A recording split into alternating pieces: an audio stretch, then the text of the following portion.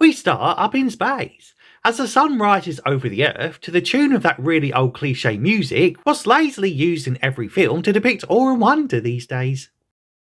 A title card then appears signalling the dawn of man, as a bunch of monkeys in Africa do primitive things, like jump up and down by the waterhole and get themselves eaten by leopards and shit. The next morning, one of the monkey fellas stirs to the morning sun, and proceeds to wake up his buddies in a right panic. And before you can say, that fella's face is more rubbery than current day Madonna, a giant black column appears, and it promptly sends all the monkey peeps into a bemused frenzy. Anyway, they eventually work up the courage to give it a little stroke, and before you know it, these furry things, what look suspiciously like small stuntmen in cheap costumes, start figuring out how to use tools, and naturally proceed to beat a fella with his own bones. Damn! Suddenly, they're now all super intelligent and smacking femurs in a small pond.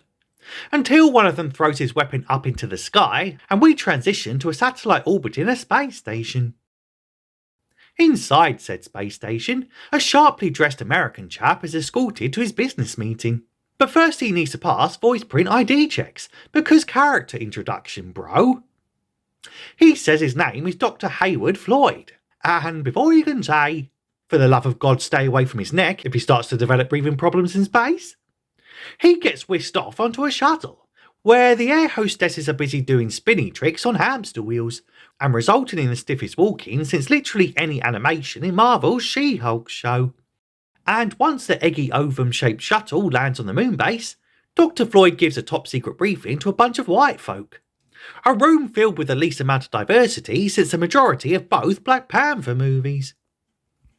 Anyway, in order to cover for a bunch of the scientists going away to do a special confidential mission on the lunar surface, he talks about how the government are doing a cover story for the media about an epidemic happening on the base, but needs absolute secrecy from everyone involved or else they'll get Clinton before they can say, "But I voted Hillary in 2016. His purpose is to gather facts and opinions, and then prepare a report to the council for how and when it should be announced that they totally found evidence of alien intelligence. And it doesn't just mean whatever the fuck Elon Musk is. On the way over to the lunar dig site, three blokes eat sandwiches as they're shown pictures of what they found.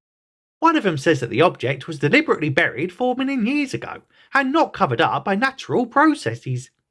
So they promptly land and head toward the strange artefact, and naturally set about immediately fondling the alien monolith whilst posing for a souvenir photograph, before an ear-piercing screeching sound rings out. And yes, exactly like someone just switched on an episode of The Kardashians. I will never let him talk to sister. He didn't talk You're to my sister. You're crazy. Kim. I think you're so gross. Where are they? This is Where crazy. are you guys? I have no idea. Just hearing high-pitched screaming. Then we cut to the next chapter, where a title card reads, Jupiter mission 18 months later. And here, a giant spermy spaceship floats through the black abyss, and inside, a random man runs around the central column whilst trying to pick a fight with thin air. Or is it with the Invisible Man? I can't really be sure. Anyway, he scoffs some dinner whilst firing up the BBC iPlayer, which the filmmakers hilariously envisioned 30 years in the future would still be fronted by a middle-aged straight white man with posh English accent, and not a stunning and brave diversity hire like you get in current day Clown World. But anyway, this transmission from Auntie Beeb serves as a giant expo dump, and apparently the ship is called Discovery 1, with a crew consisting of 5 men, and 3 of which are currently snoozing in hibernation like right lazy twats. And the only 2 currently awake are Mission Commander Dr. David Bowen and his deputy bitch Dr. Frank Poole. And looking after them all is one of the latest generation of HAL 9000 computers, which is like the brain and central nervous system which totally controls the whole ship. And the captain basically says that the sleepy fucks already in hibernation are low-level survey teams and so ain't really needed till they arrive at the destination, and so they were put to bed to conserve resources and shit, despite literally just saying that Hal runs the whole ship on his own.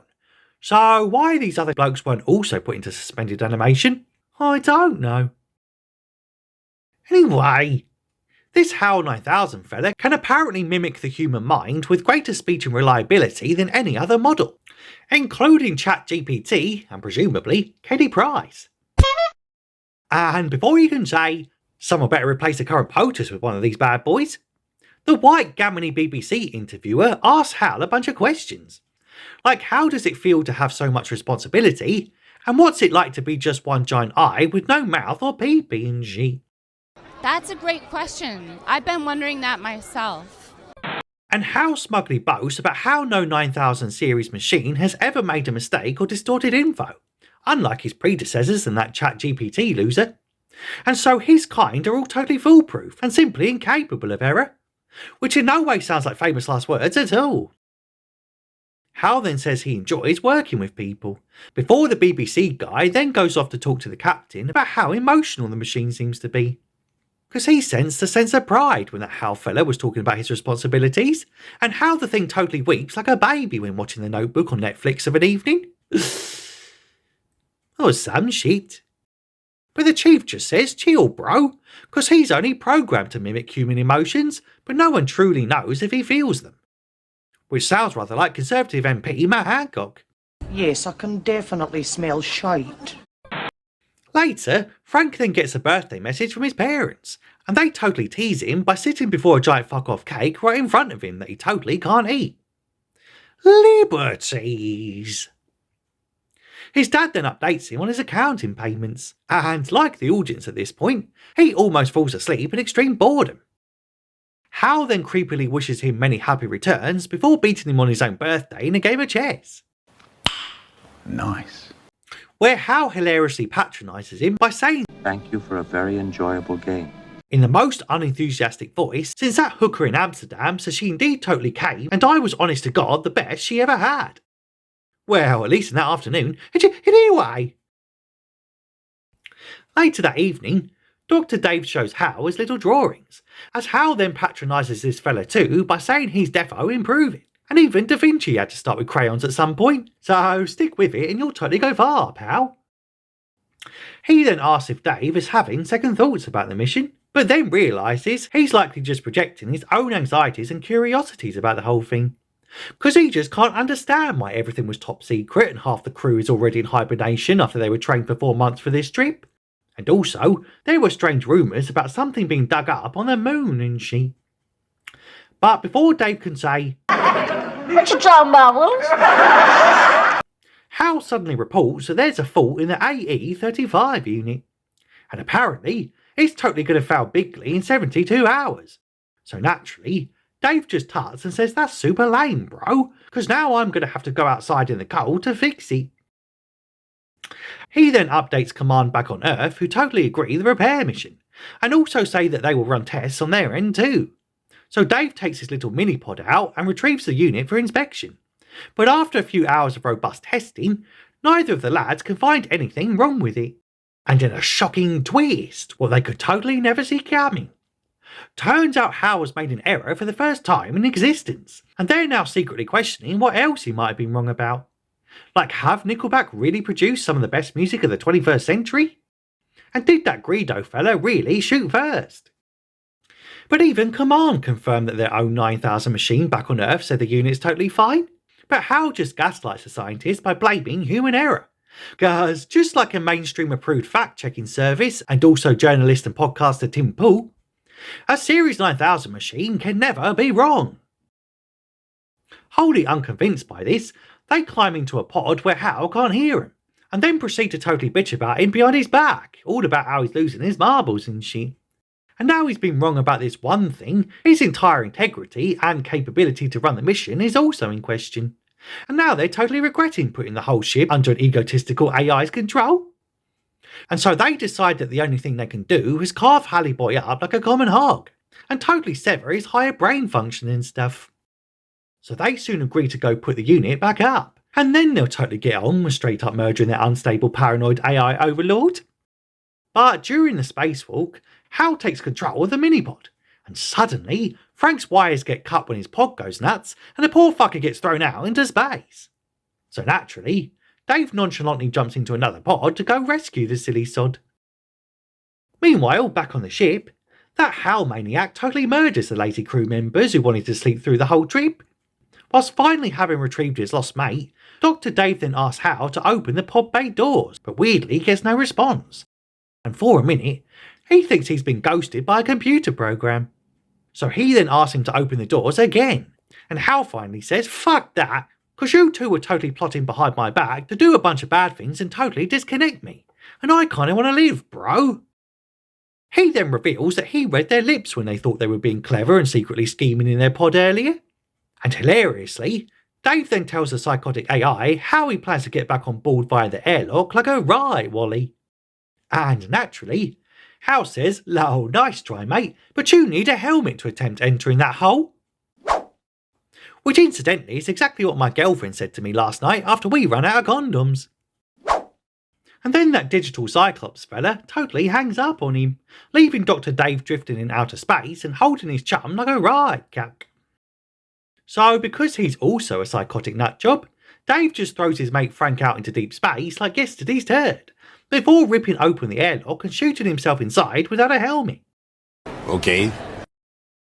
Once back inside the depressurized station, and now with a helmet he somehow put on off screen, he starts making his way to Hal's mainframe, as he now blanks the annoying cyber freak who's desperately begging him not to do what he's currently planning on doing, and hilariously then literally tells Dave to take a chill pill.